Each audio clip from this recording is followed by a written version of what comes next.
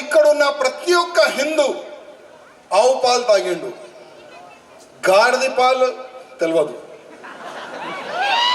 కానీ ఆవు పాలు తాగే వాళ్ళు పైన ఒక భారం ఉంటుంది. ఆ భారం తీయాలంటే గోమాతని రక్షించాలి.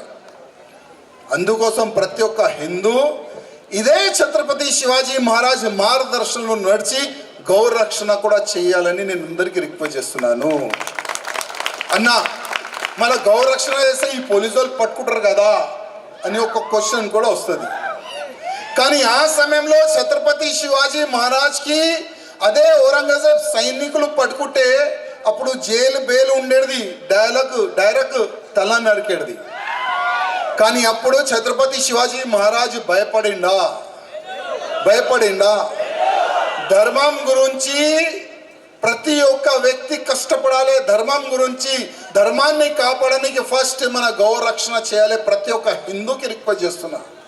ఉంటుంది, వాళ్ళపైన ప్రెషర్ ఉంటుంది, వాళ్ళ పనులు వాళ్ళు చేస్తారు. కానీ జీవితంలో ఒక్క ఆవైనా మీరు కాపాడాలి. జీవితంలో ఒక్క ఆవైనా మీరు కాపాడాలని ప్రతి ఒక్క హిందూకి రిక్వెస్ట్ చేస్తున్నాం. అదేవిధంగా ఛత్రపతి శివాజీ మహారాజ్ గౌమాత పైన ఎంత ప్రేమ ఉండే, మహిళల పైన కూడా అంత ప్రేమ ఉండే ఛత్రపతి శివాజీ మహారాజ్కి. ఛత్రపతి శివాజీ మహారాజ్ పెద్దగా అయిన తర్వాత ఔరంగజేబుకి నిద్ర లేకుండా చేసిండు.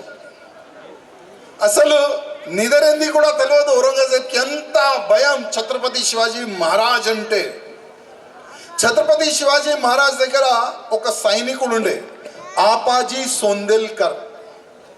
ఆ ఆపాజీ సోందెల్కర్కి ఒక ఇన్ఫర్మేషన్ వస్తుంది, ఈ ఔరంగజేబ్ సైనికులు మన గుళ్ళు మన గోపురాలు పలగొట్టి దాంట్లో ఉన్న సొమ్ము తీసుకొని వెళ్తున్నారు ఈ ఊరు నుంచి ఆ ఊరు అని తెలుస్తుంది.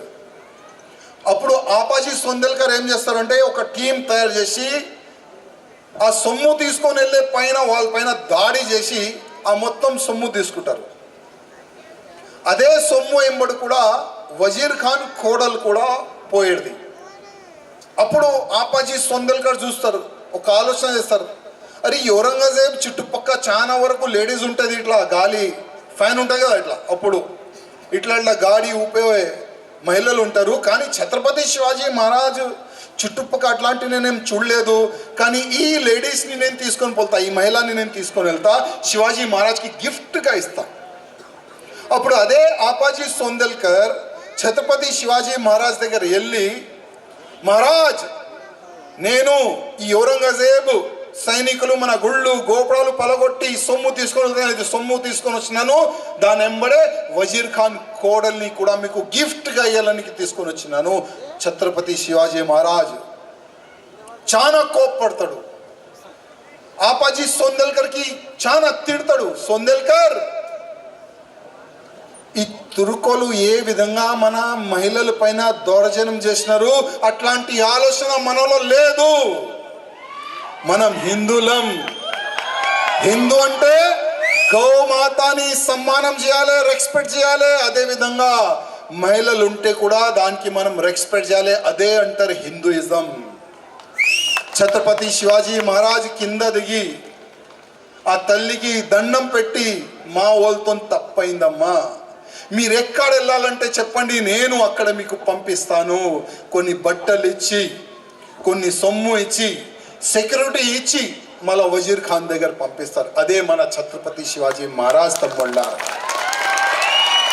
అంటే మహిళలు హిందువులు ఉండని, ముస్లింలది ఉండని, ఎవరిదని ఉండని మహిళలు, కానీ రెస్పెక్ట్ ప్రతి ఒక్క హిందూ చేయాలని నేను కూడా మీ అందరికీ కోరుతున్నాను తమ్ముళ్ళ. ఇది అన్ని చూసి ఔరంగజేబ్ ఎట్టి పరిస్థితుల్లో శివాజీని ఆపాలి, శివాజీని పట్టుకోవాలని ఒక ఆలోచన, ఒక మీటింగ్ పెడతాడు. ఎవరు శివాజీని పట్టుకొని తీసుకొని వస్తారు చెప్పండి, ఎవరన్నా తీసుకొని వస్తే ఎంత సొమ్ము కావాలి అంత ఇస్తా, ఎంత భూమి కావాలి చెప్పండి ఎంత భూమి ఇస్తా అని మీటింగ్ పెట్టిన తర్వాత ఎవరు రాడు. ఎందుకంటే తెలుసు శివాజీ దగ్గర ఎవరు పోతే డైరెక్ట్ పైకి వెళ్తాడైనా అని. ఎవరు రారు. అప్పుడు అఫ్జల్ ఖాన్ వస్తాడు.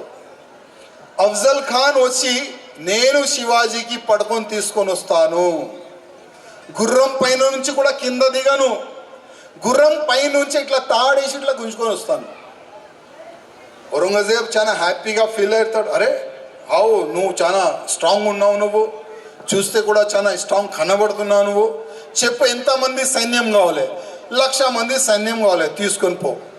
1,00,000 మంది సైన్యం తీసుకొని పోయి ఆయన ఛత్రపతి శివాజీ మహారాజ్కి పట్టుకోనికి పోతాడు. మన తుల్జాపూర్ టెంపుల్ సైడ్ నుంచి, కొల్లాపూర్ టెంపుల్ సైడ్ నుంచి, పండర్పూర్ అన్ని టెంపుల్ని ఆయన డిమాలిష్ చేస్తాడు. అన్ని గుళ్ళు పైన ఆయన దౌర్జన్యం చేస్తారు. అక్కడ ఉన్న మహారాజు పైన కానీ ఫ్యామిలీ వాళ్ళ పైన కానీ అందరు హిందువుల్ని చంపుతాడు ఆయన. అది జీజామాతకి తెలుస్తుంది. ఎందుకంటే మహారాష్ట్రలో తుల్జా భవానీ టెంపుల్ మనం వెళ్తాం కదా, అది వాళ్ళది అమ్మవారి టెంపుల్. అది తుల్జాపూర్లో అమ్మవారి టెంపుల్ అఫ్జల్ ఖాన్ పలగొట్టిందంటే అమ్మ ఛత్రపతి శివాజీ మహారాజ్కి పిలిచి ఎట్టి పరిస్థితిలో అఫ్జల్ ఖాన్ తలకాయ నాకు కావాలి. జీజామాత ఛత్రపతి శివాజీ మహారాజ్కి చెప్తుంది, ఎట్టి పరిస్థితిలో అఫ్జల్ ఖాన్ తలకాయ నాకు కావాలి, శివ పోయి తీసుకొని రాపో. ఛత్రపతి శివాజీ మహారాజ్ అప్పుడు ఆలోచన చేస్తారు. ఎందుకంటే ఛత్రపతి శివాజీ మహారాజ్ దగ్గర సైన్యం తక్కువ, ఆయన దగ్గర సైన్యం ఎక్కువ. కానీ తెలివితోని ఒక ప్లాన్ చేస్తాడు.